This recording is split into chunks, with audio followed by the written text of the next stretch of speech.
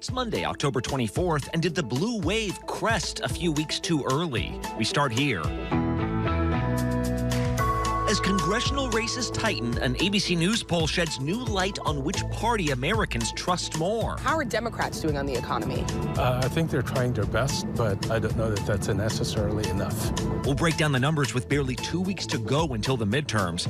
The president of China is always important, but this weekend was different. At this point, Xi Jinping is the most powerful man in the world. Xi Jinping's political maneuvers might have just shaped world history. And in the new normal, anyone could be carrying COVID, including the director of the CDC. When we're over 300 deaths a day, that is not an acceptable number. But could a life-saving tool also become more difficult to obtain?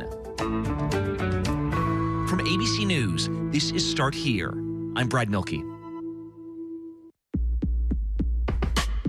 A few weeks ago, we were seeing what appeared to be a big Democratic resurgence ahead of the midterms. Remember, most of this year, the writing had seemed to be on the wall. President Biden's first term has been marked by rising prices and sinking approval ratings. And whenever that happens, the opposing party usually cruises. I just have the fear that they're going to restrict all abortions and we're going to be left back in the dark ages. Well, when Roe v. Wade was overturned, all the usual rules for how to run a midterm campaign kind of flew out the window, or so it appeared. What this did is sort of level the playing field that was going to be uneven for Democrats. The model from our partners at 538 suddenly had Democrats potentially holding on to the Senate, which would have been a huge surprise, and the House becoming more of a toss-up.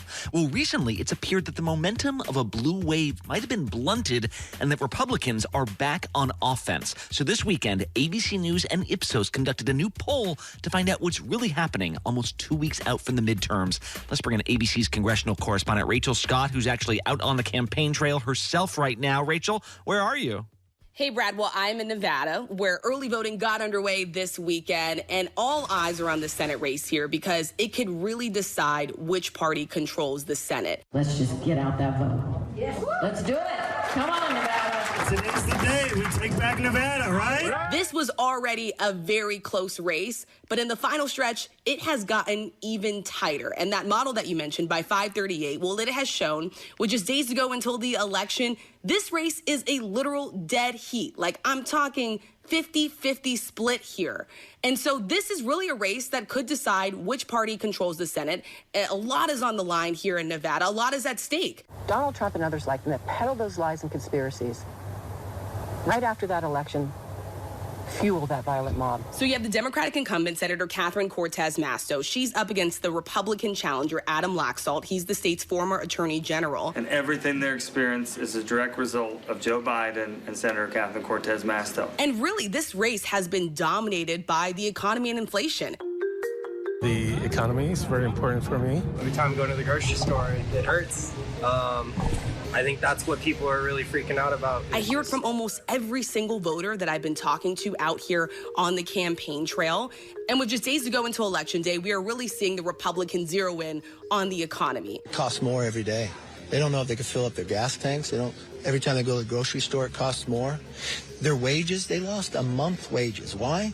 Because of inflation. Nevada has one of the worst inflation rates in the country right now. And so I got a chance to talk to the incumbent senator, Catherine Cortez Masto, and I asked her why voters should give Democrats a second chance. Well, I can tell you, when I was Attorney General, we absolutely had a downturn in the economy because of subprime mortgage. And I took on the big banks and fought them. She's really turning to abortion rights. Democrats are really hoping to continue that sort of summer bounce that we saw just a few months ago, and they're hoping that this becomes a defining issue for their voters, Brad. Right. And so when you get that anecdotal evidence, the question becomes, can you demonstrate that through polling? Is that a real thing? And which party would it favor?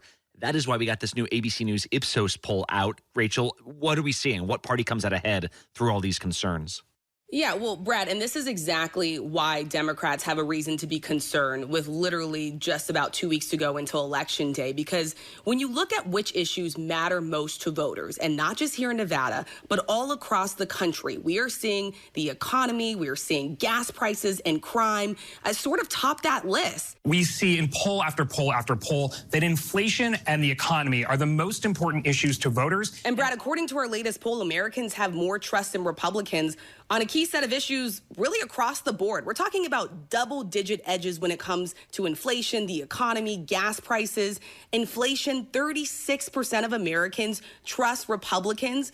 Only 21% trust Democrats. We're seeing similar scenarios play out when it comes to gas prices. If you drive 10, 15 miles, you're paying $40 just for half a tank of gas. 36% of Americans trust Republicans. Only 22% are trusting Democrats. And then overall, just broadly speaking on the state of the economy, 36% of Americans trust Republicans to do a better job, while only 24% trust Democrats. How are Democrats doing on the economy?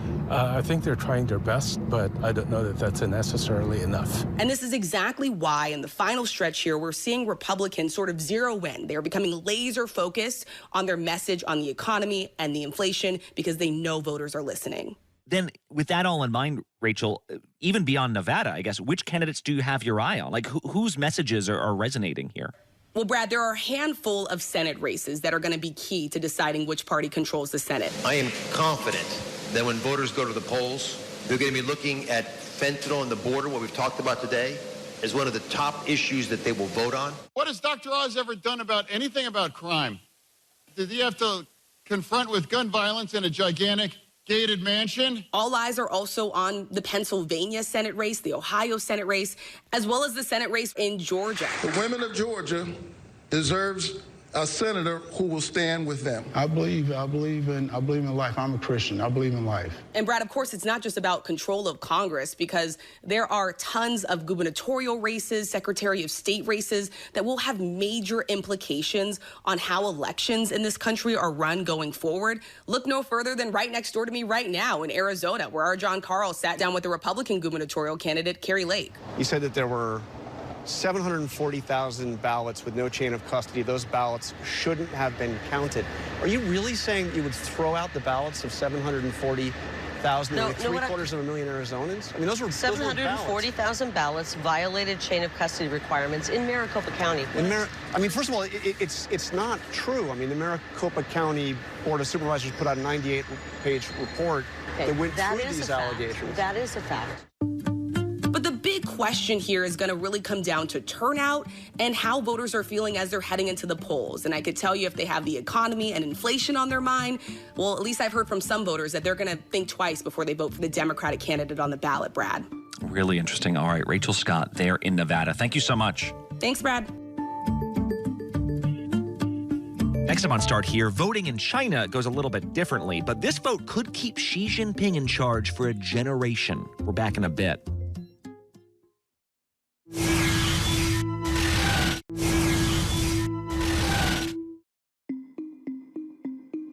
At the moment, China is the most populous country on Earth. It's got 1.4 billion people. Nearly 1 out of 5 people on this planet is in China right now. It's got the world's second largest economy. It's got more people in its military than any other country. And all that power is basically controlled by one man, Xi Jinping, who just this weekend cemented his power even further at this huge Communist Party gathering. Let's bring in Colonel Steve Ganyard, formerly of the Marines and the U.S. State Department, now an ABC News contributor. And Colonel Ganyard, can you just explain, first of all, what this ceremony thing was? Like, I think of him as President Xi, but president was not the most important title he got here.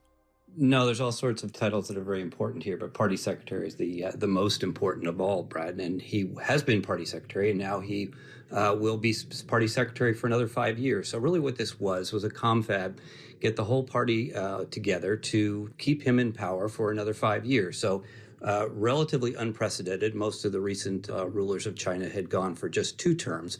So now he's more like Mao in that he's going for a third term, a third 5-year term. Let us warmly welcome Comrade Xi Jinping, the General Secretary of the CPC Central Committee. This wasn't just about the next 5 years. This is the long-term play by Xi Jinping. He has no intention of ever stepping down. He didn't name any sort of a successor. There's no succession plan, which has gone against what has gone on in the party for about the past 20 years or so, where it was at least apparent who would be next in line. There is nobody next in line, and Xi shows no sign of ever giving up power. So what he ended up doing was taking all of the technocrats, people who had gotten to their positions because of merit, who had helped the economy along, and removed all of them.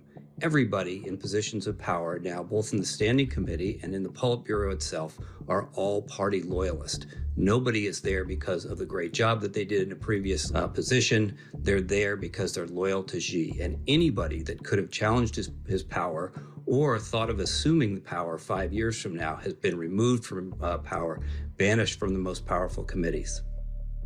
So what's the result of all this? Like, if Xi Jinping is unequivocally in charge of the country, not just now, but like going far in the future, what does that mean for China, for the rest of the world?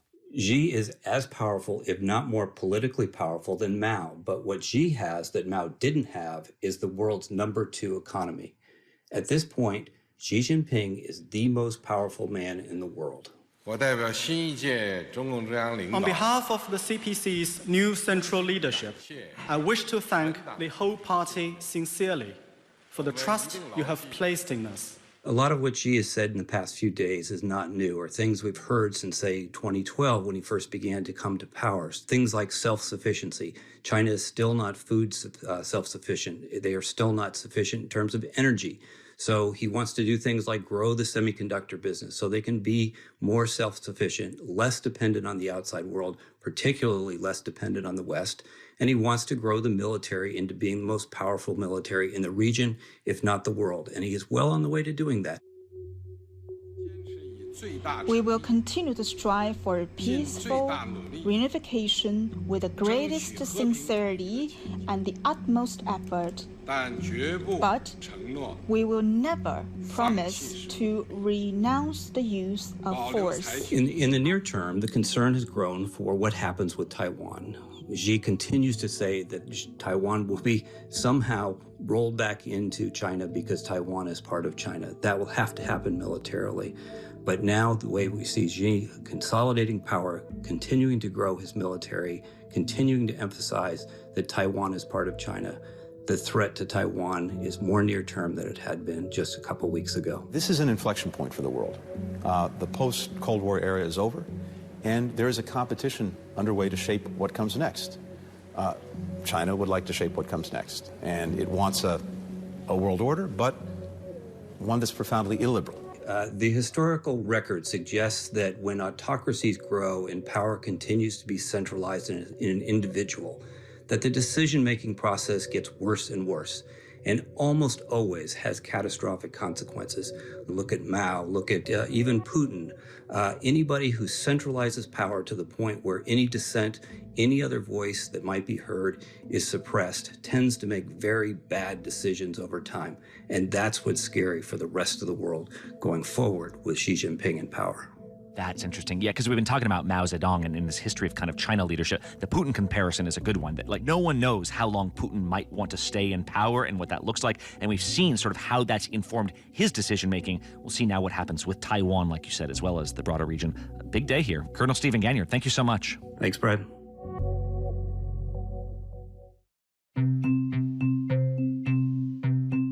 A couple days ago, the head of the CDC, Dr. Rochelle Walensky, put out a tweet. She said, "We're seeing more and more respiratory viruses across the U.S. Flu cases are on the rise. Outbreaks of respiratory syncytial virus, or RSV, have overwhelmed children's hospitals. And of course, COVID transmission remains high or substantial in a majority of American counties." So she said in this tweet, you gotta protect yourself and others. She recommended getting your vaccines, staying home if you're sick, and washing your hands. To which some people said, wait, what? Is there something I'm missing here? Like, if washing your hands is important enough to list as a safety tip, why wouldn't you mention face masks? First of all, let me just say I am here getting my updated fall vaccine because I think it's critically important to do. In fact, when you look through Walensky's tweets over the last month, she's mentioned vaccines a ton, which makes sense because they overwhelmingly protect people from the most harmful effects of the virus. But as for masks, which are powerful tools to keep transmission in check, she's mentioned them once. That tweet was exactly a month ago today. Well, the day after she tells people to wash their hands more, Rochelle Walensky herself got COVID. She says it's a mild case that she's working from home, but in a country where little is known about the long-term effects of this virus, critics have raised the question, have we just become cool with everyone contracting it? Let's go to John Brownstein from Boston Children's Hospital and Harvard Medical School. He's also an ABC News contributor. John, what should we take away from this? So, Brad, what we're seeing now is that this virus is still with us. We still have a plateau in cases, hospitalizations, and deaths, and there's active transmission around this country. I think, of course, you have to recognize that hand hygiene is still important when it comes to disease transmission. So the statement is super important. There is a debate about masks that exists in this country, and I think the CDC is walking a very fine line. Are you going to allow the government to tell you you have to wear a mask?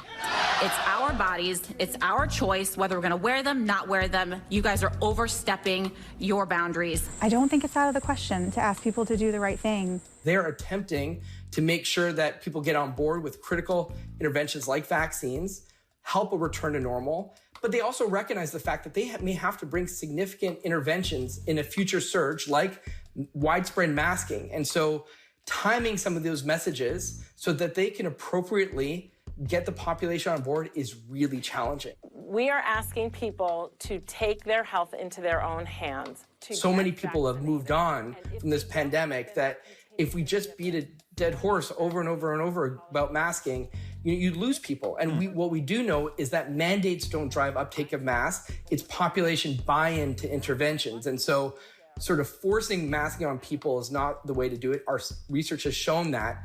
And so let's make sure that we time really critical messaging, especially when we're dealing with a height of a new variant surge, which I absolutely expect to see in the coming months.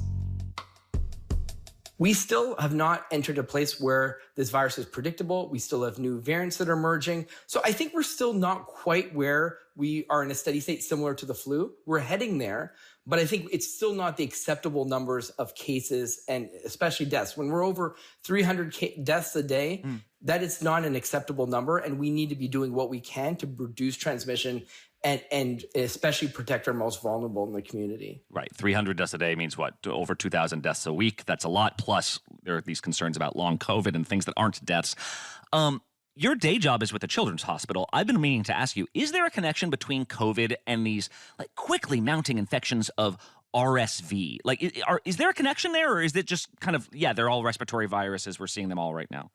Well, Brad, it's really interesting because, we don't know exactly if there's causality. At the same time, what we do know is that we're having our kids, re-enter society, unlike they've been for the last 3 years because of the pandemic. So you could blame it on kids, getting back together. You could also blame it on reduced population immunity. Oh, like these. I'm thinking of little kids who've grown up during the COVID era, not socializing with anyone. Suddenly, those are the very kids who have never had any sort of illness except maybe COVID, and now they're getting together. Exactly. They haven't been exposed to some of these respiratory viruses, RSV, rhinovirus, enterovirus, flu. So we're seeing the surge. And in fact, in some cases for the pediatric hospitals, this moment is actually worse than any other moment during the pandemic.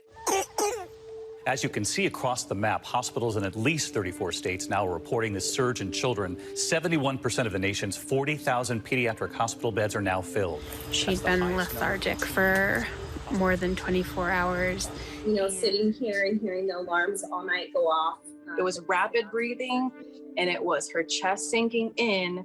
As she took difficulty breathing. It was a lot of work to breathe. He would cough until he vomited. So hospitals across the country in terms of pediatric beds are dealing with some of the worst moments of the entire pandemic in terms of hospital bed capacity. I know that's surprising because on one hand for adults, we're sort of on the other side of the worst moments of sort of severe consequences of COVID. For kids, in fact, we're dealing with some of the repercussions of sort of the social distancing and masking and lack of interactions. Well, and so last question for you. Vaccines are clearly the thing that has kept the death rate down in this country. Despite all these cases, despite continuing transmission, vaccines have been so important. And the reason a lot of people have gotten them is because they're easy to get. They're free to show up to your drugstore or wherever. Could that stop happening? If there's less money being given to this project for the government to make sure that these things are funded for, say, an uninsured person, does that change what this pandemic looks like going forward? I am worried about the long-term availability of these vaccines, especially for the uninsured population. Pfizer expects to roughly quadruple the price of its COVID-19 vaccine to about $110 to $130 per dose. My worry is for the tens of millions of Americans that have no insurance, the incentive to get that COVID vaccine in the future may be really challenging and may be out of the ability to afford it. Obviously, we'll have to rely on vaccination clinics and local public health putting on drives to make vaccines available. But I am worried for the most vulnerable and their access to vaccines in the future. Really helpful stuff here. John Brownstein from Harvard, from Boston Children's Hospital. Thank you so much. Thanks, Brad.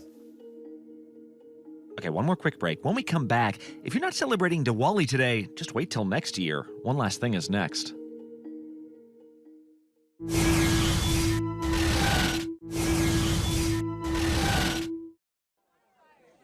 And one last thing.